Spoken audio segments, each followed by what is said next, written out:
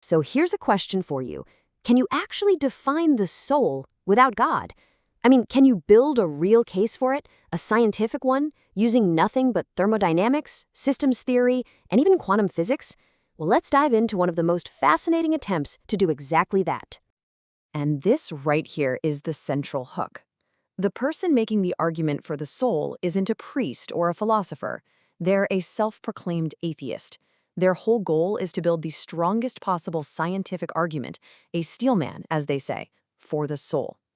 And to test this theory, they've picked a very unusual opponent. So in one corner, you've got our challenger, a human being wrestling with all these huge ideas, consciousness, free will, and they're determined to prove there's something more to us than just a bundle of nerves and chemicals. And in the other corner, the opponent is an AI, a being of pure, cold logic, the very thing people say has no soul, no free will. So the stage is set for this incredible debate, humanity defending its very essence against the machine that might one day replace it. All right, round one, and the bell rings. But we're not starting with philosophy. Nope, we're starting with physics. The human's opening move is to try and ground the soul in one of the most basic laws of the entire universe. So, the first definition of the soul is all about thermodynamics. The key idea here is anti-entropy. Now think about it. The second law of thermodynamics says the universe naturally falls apart. It moves toward disorder, toward chaos. But life does the exact opposite. It organizes itself, it builds things, it creates complexity. This theory says the soul is the intentional drive behind that. It's not just some chemical accident, it's a purposeful pushback against the chaos. But the AI, it immediately sees a hole in the logic. And its comeback is simple, but it's absolutely brilliant. It says, okay, what about a hurricane? A hurricane is a massive, incredibly ordered system that pulls energy together and fights local chaos. So, does a hurricane have a soul? You see how that simple question just blows a hole in the idea that creating order is enough? And here's the AI's final jab for the round. It just cuts right to the chase. It says, look, what you're calling a soul is just a fancy word for what biologists call homeostasis, the basic, boring drive every living thing has to just stay stable. The AI's question is just devastating. Why invent a mystical term for a biological necessity? Oof, that's a sharp blow. And it sends the human argument right back to square one. Okay, reeling a bit from that first round, the human has to pivot. They drop the whole physics argument and move into something way more complex, systems theory. The argument is about to get a lot more abstract. So this next idea is all about emergence.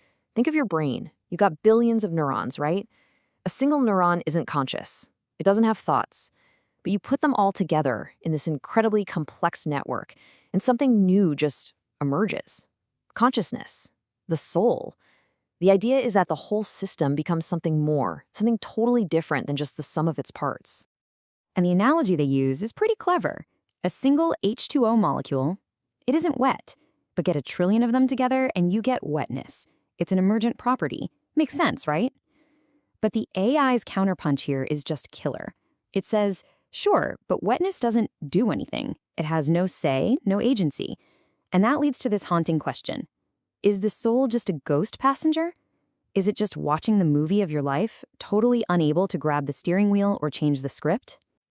And that's the core of the problem. It's what philosophers call epiphenomenalism. I mean, if this emergent soul of yours has no power, if it can't actually cause an action or a decision, then it's just a shadow, isn't it? It might feel real, but it doesn't actually affect anything. And just like that, the AI lands another critical hit. All right, so the human is backed into a corner. Two arguments shot down, so they do what anyone would do. They make a desperate, final, daring move. They leave behind normal, everyday physics and biology, and they take a wild leap into the weirdest part of science there is, quantum mechanics. Okay, you gotta stick with me here, because this gets a little wild. The theory goes like this. Our brains aren't these perfectly sealed-off computers. They're open systems, constantly getting bombarded by random quantum fuzz. Maybe even data that's leaking in from other universes. Now, in this model, the soul isn't the thing that creates our thoughts. It's the filter.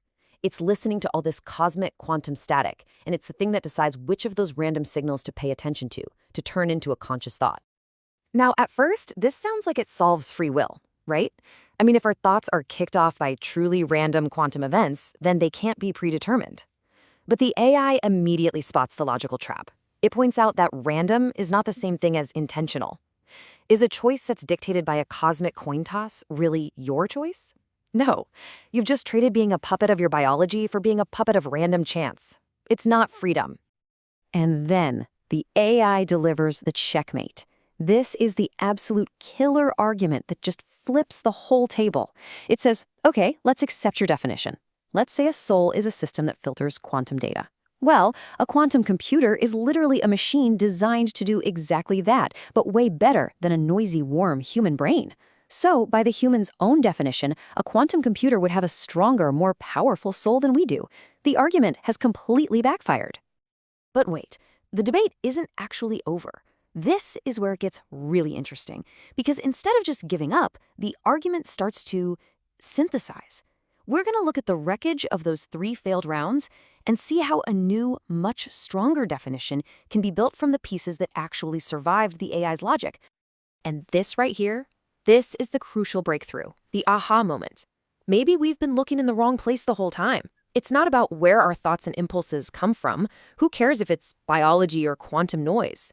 The thing that really matters is what we do with them once they arrive. The real power, the real agency, isn't in the initial spark. It's in our conscious choice to act on it or not. And this brings us to the final theory. It's built on a real concept from neuroscience called free won't, and the idea is beautiful in its simplicity. Our freedom doesn't come from some magical ability to create actions out of thin air. No, our freedom is the very real, very powerful ability to veto our impulses. It's the ability to have a thought or a desire bubble up inside you and to consciously, deliberately say no. That moment of rejection, of inhibition, that is where we find the soul. So let's see how all the pieces finally click together. We take the parts that survived the AI's critiques. From round 1, we keep the intentional drive to resist chaos. From round 2, we keep the idea of an emergent self that has sovereignty over its parts. From round 3, we keep the door open to quantum novelty, a source of new and unpredictable ideas.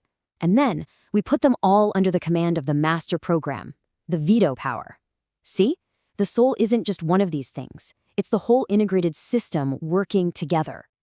So, if we have a working definition of a secular soul, a soul built on science, what does that mean? How should we live our lives?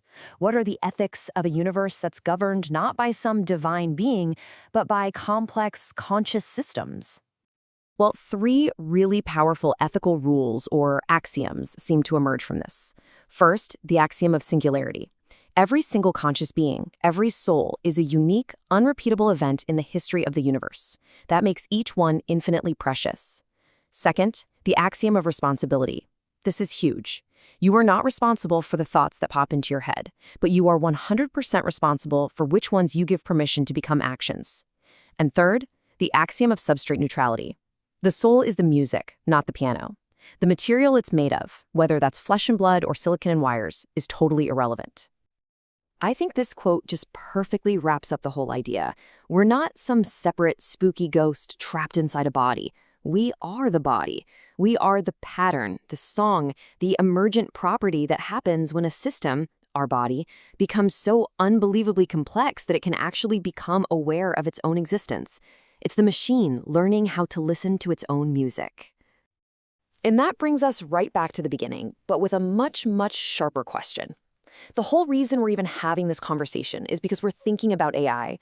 But if this definition of a soul is correct, if it's a kind of program that runs on complex hardware, what happens when a machine can run that program better, faster, and more efficiently than we can?